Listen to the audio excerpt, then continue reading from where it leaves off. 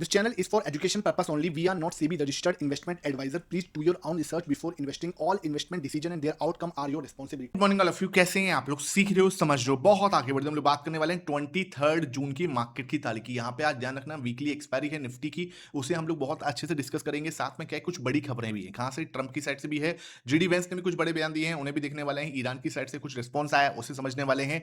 सबसे पहले वीडियो को लाइक कर देना। इस टाइप का लर्निंग सेशन बिना रुके लेके आता हूँ, इसलिए वीडियो को लाइक करके चैनल को सब्सक्राइब करके बेल आइकन जरूर दबा देना। और हाँ, वो हाइप वगैरह भी कर दिया करो भाई लोगों, बहुत आपका धन्यवाद होगा। सबसे इंपॉर्टेंट चीज क्या देखनी, कच्चा तेल कहां पे 77.39। मतलब क्या सब कुछ ठीक हो गया? क्या सब कुछ अंडर कंट्रोल है? देखो, कुछ बयान आए हैं जिसे हमें डिकोड करना की जरूरत है। 77.4 का जो कच्चा तेल है, मुझे थोड़ा सा लोअर एंड पर दिख रहा है कि हाँ भाई, जो सिचुएशन है ना, उसके हिसाब से अगर देखूं तो सब कुछ सॉल्व तो नहीं हुआ। हाँ, बातचीत चल रही है और इनके बीच में वॉकआउट भी हुआ। उसके बाद वापस से पाकिस्तान और कतर ने बीच बचाव किया, मीडिएशन जो है करा, और बाद में जाके इन दोनों के बीच में सिचुएशन जो है थोड़ा सा बेटर हुई। लेकिन अभी ऐसा नहीं हुआ है कि सब कुछ ठीक हो गया है। लेकिन कच्चा तेल आपको 77.41 पे आके हमें ये दिखा रहा है कि चीजें जो है ना, वो आपकी सब कुछ सही हो गई हैं। देखो, आपको समझना पड़ेगा कि हाँ, कच्चा तेल अब पहले की तरह रिस्पॉन्स नहीं देगा। मैं ये नहीं कह रहा कि यहां से 110 पहुंच जाएगा, लेकिन हमें ये लग रहा है कि यार, ये कहीं ना कहीं अभी अपने लोअर एंड के पास में है। यहां से थोड़ा सा जो है एक बार को यहाँ पे आपको एक उछाल, मैं ये नहीं कह रहा कि यहां से 90 भी चला जाएगा, मैं ये भी नहीं कह रहा, कुछ लोग इसको गलत मत समझना।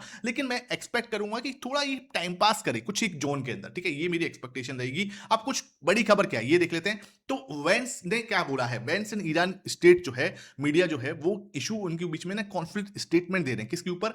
Nuclear inspector access. भाई, यूएन के जो न्यूक्लियर इंस्पेक्टर हैं, उनको क्या एक्सेस दिया जाता है कि जाके आप चेक करो। कहां पे? जैसे उनको बोला जाएगा कि ईरान में आप जाके चेक करो, ये चुपचाप बैठ के कहीं ये अपना न्यूक्लियर जो है पावर प्लांट जो है, या न्यूक्लियर अपना जो प्रोग्राम है, उसे तो नहीं बना रहे। ये उनको एक्सेस दिया जाता है। तो इन्होंने क्या बोला है?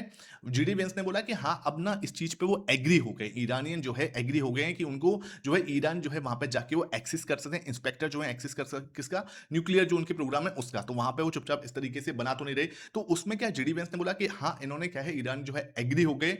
और ईरान जो स्टेट मीडिया है, वो मना कर रही है कि ऐसा कुछ अभी हमने नहीं बोला।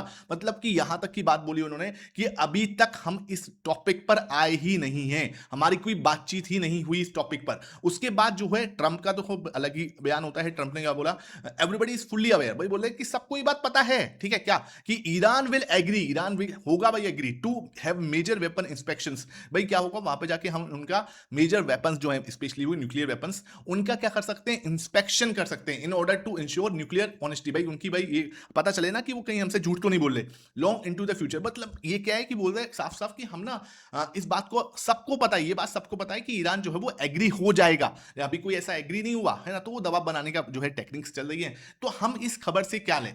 हम इस खबर से ये ले सकते हैं कि ईरानी जो मीडिया है, उसने इस चीज की खंडन किया है कि अभी हम इस चीज के लिए कोई एग्री नहीं हुए हैं। मतलब ना, इनके बीच में ना अभी हाँ कभी ना वाला सिस्टम चल रहा है। ठीक है, देखते हैं यार क्या सिस्टम है, सिचुएशन बनी हुई है। अभी तक लोगों का टेलीग्राम भी चालू नहीं हुआ। उसके ऊपर नीचे कमेंट सेक्शन में बताना आपको क्या लग रहा है, कब होगा टेलीग्राम चालू, है ना? कहीं ऐसा तो नहीं है फुल्ली अनबैन कर दिया हो या बैन कर रहे हो, है ना? मतलब व्हाट आर यू एक्सपेक्टिंग, मुझे जरूर बताना कि हाँ भाई, इस पे जो है बैन कब ओपन होगा। वो इंपॉर्टेंट चीज है आपके हिसाब से। कोई खबर है तो जरूर बताना, ठीक है? बात करते हैं यूएसडी आईएनआर की। 94.5 पर है, सब कुछ ठीक है, अंडर कंट्रोल दिखता है। गोल्ड एंड सिल्वर आपके, गोल्ड आपका फ्लैट दिख रहा है $4200 पे, और सिल्वर भी आपका लगभग 1% की गिरावट $65 के नीचे चल रहा है। ऐसे में गिफ्ट निफ्टी हमें क्या संकेत दे रहा है वो देख लेते हैं। तो गिफ्ट निफ्टी लगभग 80 पॉइंट की तेजी के संकेत दे रहा है। लगभग यहां से हमें 80 पॉइंट की तेजी जो है आपको ये एक्सपेक्टेड की जा रही है कि मार्केट के अंदर बन सकती है। अब ऐसे में मार्केट कहां ओपन होता है ये हमें देखना पड़ेगा। आपने अभी तक देखो, ये समझो बात को, ये जो चैनल है ना, आपने नहीं बनाया तो उसको अपने उसमें जरूर बनाओ। देखो, ये एक अच्छा सपोर्ट एरिया है। उसके बाद अगर मैं ये लेवल लगाऊं यहाँ पे, तो ये आपके लिए एक अच्छा रेजिस्टेंस लेवल है। मैंने कल भी आपको एनालिसिस करते वक्त ये समझाया भी था कि मार्केट ना, ये जिस तरीके से नीचे गया है, मुझे लगता है कि या तो हम गैप ओपन हो सकते हैं। ये मैंने कल ही बोल दिया था आपको, जो लोगों ने कल का सेशन देखा उन्हें पता होगा, नहीं देखा तो एक बार आप जरूर देख लो, वहां पे हमने बहुत डिटेल में चीजों को समझाया है, ठीक है? तो ये क्या हो सकता है, 80 पॉइंट के आसपास, मतलब वही हम कहीं ना कहीं 160 24 160 के पास में ओपन हो सकते हैं। ये आपके लिए रेजिस्टेंस। तो हम यहां पे लेट सपोज ओपन होते हैं, ये हमारे लिए ना मेक एंड ब्रेक है। समझो बात को, ये मेक एंड ब्रेक है। लेट सपोज हम यहां ओपन हुए, 0.86 का पुट कॉल रेशियो है जो कि अभी कंप्लीटली बैलेंस है ना। जैसे हम लोग ऊपर ओपन होते हैं तो एक के पास में चला जाएगा, तो ये कंप्लीटली बैलेंस हो जाएगा, है ना। अब देखो यहां से क्या है, हमें एक डिसीजन लेना है। हमें एक डिसीजन क्या लेना है कि यहां से या तो मुझे नीचे जाना है, और इसका ब्रेकडाउन करते हैं लेट सपोज यहां पे, तो फिर क्या हो जाएगा, हम एक डाउन ट्रेंड पैटर्न के अंदर चले जाएंगे। अब इसका ब्रेकआउट के बाद वी वांट अ रिटेस्टिंग। अगर मुझे एक रिटेस्टिंग मिल जाती है तो फर्दर हम कहां पे जा सकते हैं, 24,000 तक हम फिसलते हुए नजर आ सकते हैं। 24,000 के नीचे जाए उसकी संभावना बहुत कम लगती है। 24,000 पे बहुत स्ट्रॉन्ग ओआई है। ओआई आप कहां से देख सकते हो, 915 का बहुत ही एडवांस टूल बन चुके हैं अब, जहां पे आप ओआई को बहुत ही अच्छे से ट्रैक कर सकते हो। आपने नहीं देखा, आप इसको जरूर यूज करो। एडवांस ट्रेडर्स के लिए बनाया गया टूल है, बहुत इंपॉर्टेंट टूल है, जाके आप इसको चेकआउट कर सकते हो। ग्रो का टर्मिनल 915 के पास में। ओके, आप क्या है, देखो यहां से मुझे समझ में आया कि सर ये आपके लिए एक टर्निंग पॉइंट है। अगर यहां से ब्रेकआउट आया यहां पे 24,150 के आसपास से, अगर इसका ब्रेकआउट हमें देखने को मिलता है, लेट्स सपोज इसने यहां पे ब्रेकआउट किया, एक रिटेस्टिंग डन की, फिर हम शार्प मूव दे सकते हैं कहां तक का, 24,000 के लेवल का। ठीक है, ये तो समझ में आ गया। दूसरी चीज क्या सर, अगर मार्केट इसका ब्रेकआउट करता हुआ नजर आता है, लेट्स सपोज मार्केट इसका ब्रेकआउट करता हुआ नजर आया, तब हमें कहां पे रुकना है, ये मान के चलो ये एरिया जो आपका है ना नेकलाइन रेजिस्टेंस है, कौन सा लेवल है सर, इट्स 24,160, 24,160 है ना। यहां पे हम आएंगे 24,100 के पास में, 24,120 के पास में, 24,125 के पास में। This is the neckline resistance, जिसको तोड़ने में थोड़ा सा टाइम पास मार्केट कर सकता है, यहां पे थोड़ा टाइम बिता सकता है।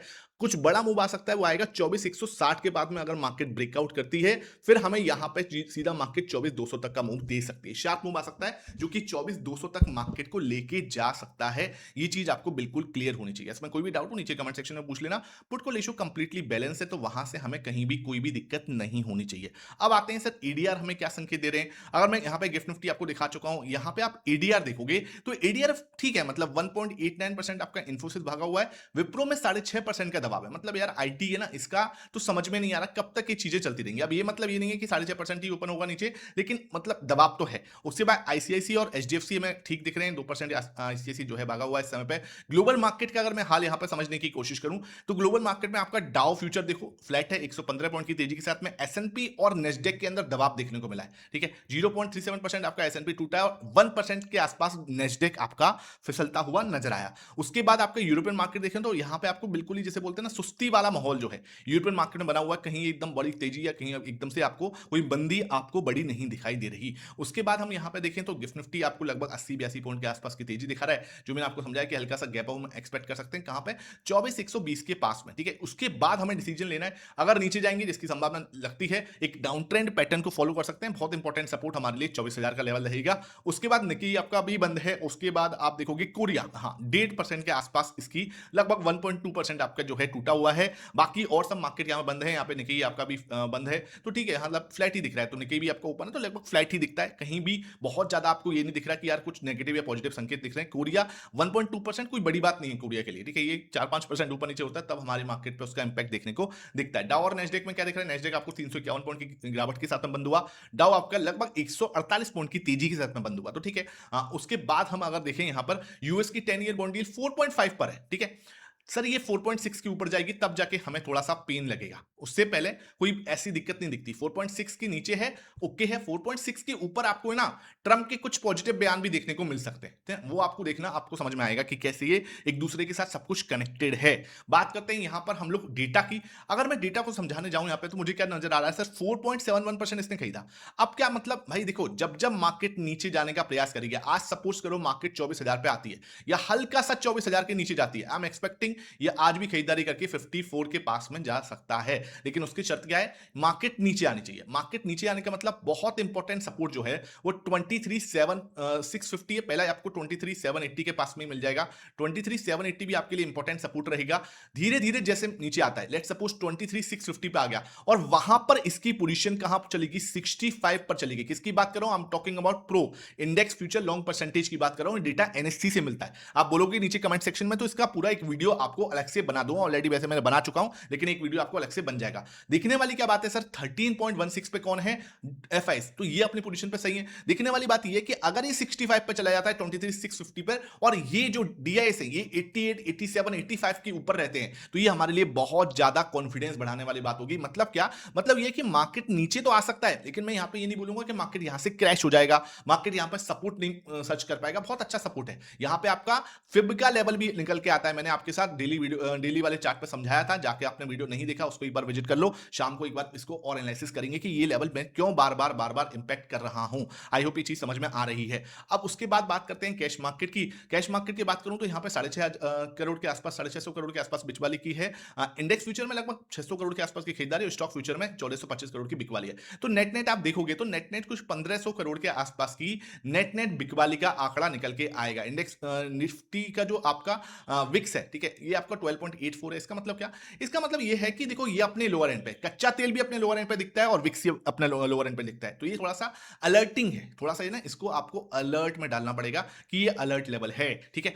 निफ्टी आपका लगभग 89 पॉइंट की तेजी और सेंसेक्स में लगभग 291 पॉइंट की तेजी के साथ में कल बंद हुआ था। हम मार्केट की थाली को सजाते हैं उससे पहले मैं आपको बता दूं, ध्यान रखना है मैं सारा एनालिसिस आपको लर्निंग पर्पस से कर रहा हूं और आपको इसको लर्निंग पर्पस से ही देखना है। कोई यहां बाय या सेल रिकमेंडेशन नहीं मिलती, तो उस पर्पस से बिल्कुल मत देखना, अदरवाइज आपको 100% लॉस हो सकता है, कैन बी 100% रॉन्ग। तो ये आपको ध्यान रखना है। अब हमें क्या देखना है, प्राइस एक्शन कैसा दिखता है। प्राइस एक्शन मुझे वेट एंड वॉच दिखता है। सर गैप अप ओपन हो रहा है, गैप अप ओपन तो हो रहा है, लेकिन कल जो मार्केट गिरा था ना लास्ट में, उसके लिए थोड़ा सा भरपाई कर रहा है। विक्स आपका मेरे लिए थोड़ा सा ना नेगेटिव है। आप बोलोगे सर क्यों यार एकदम से इतना घटना, मुझे चाहिए विक्स ना थोड़ा सा वॉलेटाइल कम हो, ठीक है, वो चाहिए। Gold and silver weight and watch ही है, बहुत ज्यादा नेगेटिव नहीं दिख रहे। एफआईएस मेरे लिए भाई ठीक है, पॉजिटिव है। डीएस मेरे लिए पॉजिटिव है और प्रो मेरे लिए नेगेटिव है। क्यों? नीचे जाएगा तो अभी थोड़ा सा है ना नीचे जाने की पॉसिबिलिटी दिखती है। चलो नेगेटिव क्या लिखूंगा, इसको मैं पॉजिटिव लिखेंगे क्योंकि खरीदारी कर लेगा अगर नीचे जाता है मार्केट, तो ठीक है। कच्चा तेल भी पॉजिटिव है भाई, 80 के नीचे तो पॉजिटिव ही रहेगा। Put call ratio wait and watch completely balance, P ratio positive. US market mix से संकेत है, डाउ पॉजिटिव, नेस्डेक नेगेटिव है, तो इसको नेगेटिव ही करेंगे। एशियन मार्केट हमें नेगेटिव ही है, हल्का सा, बहुत ज्यादा पॉजिटिव नहीं दिख रहा। यूएसडी आईएनआर नेगेटिव है। यहां पे आप देखोगे तो 4 नेगेटिव टिकर हैं, 5 पॉजिटिव टिकर हैं और 4 वेट एंड वॉच वाले टिकर हमें यहां पे देखने को मिलते हैं। आई होप ये वीडियो पसंद आई हो। वीडियो पसंद आई है लाइक करना, शेयर करना। Thank you for watching this.